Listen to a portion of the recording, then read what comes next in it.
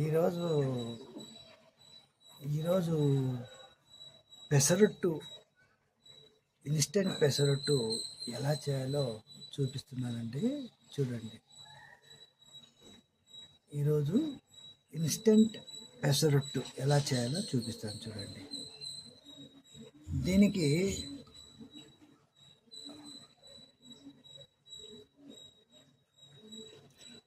అల్లము, పచ్చిమిరపకాయలు, పసుపు, ఉప్పు, పెసలు దీన్ని గ్రైండ్ చేసి ఇది పెసరట్టు పిండిగా తయారవుతుంది. అదేవిధంగా అల్లం చట్నీ చేసుకొని దీనికి తినడానికి బాగుంటుంది. చూడండి ఎలా చేసామో చూడండి. అదే ఇన్స్టెంట్ పెసరట్టు.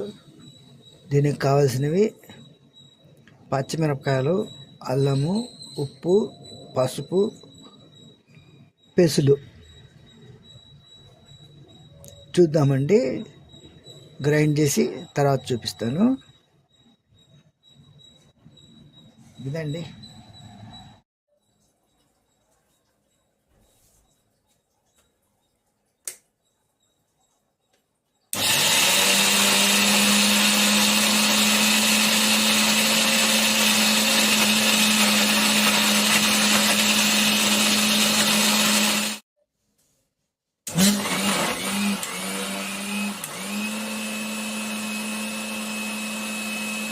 ఇప్పుడు రెడీ అయిందండి. పెసరట్టు పిండి రుబ్బుతున్నాము.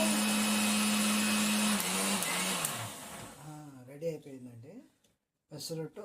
ఇప్పుడు పిండి రెడీ అయిపోయిందండి. చూడండి, పెసరట్టు రెడీ. సో ఇంకా పెసరట్టు వేయాల. పెసరట్టు వేస్తే చాలా మంచిది ఆరోగ్యానికి. చూడండి ఎలా ఉందో చూడండి. చూడండి, చూసారా? పెసరట్టు పెసరట్టు పెసరట్టు రెడీ ఉంది. దీన్ని ఇప్పుడు ఒక గిన్నెలో వేస్తామండి.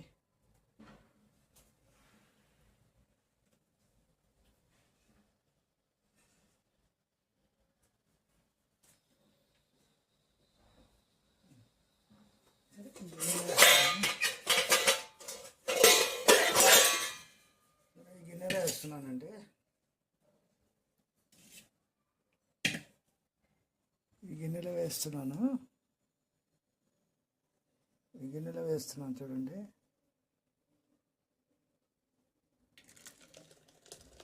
పెసరట్టు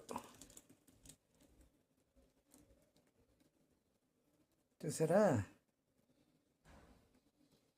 దీన్ని కాల్చుకోవాలి. కాల్చేసి అల్లం చట్నీ చేసుకొని దీని కాంబినేషన్ అల్లం చట్నీ బాగుంటుంది. తినాలి అంతే.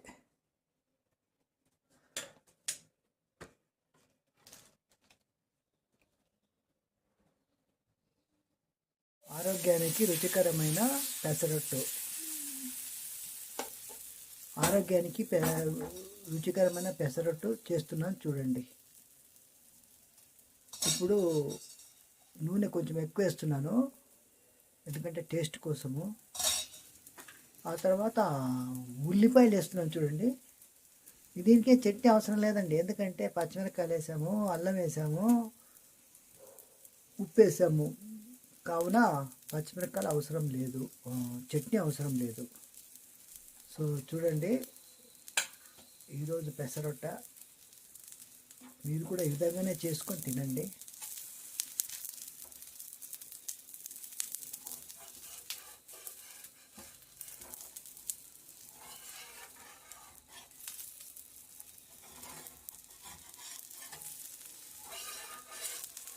ఇదండి నా పెసరట్ట. ఈరోజు బ్రేక్ఫాస్ట్కి చేసుకున్నాను.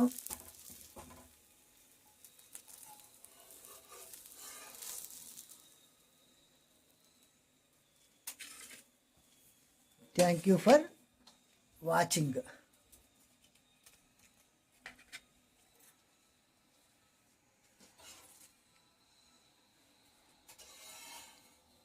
చూడండి,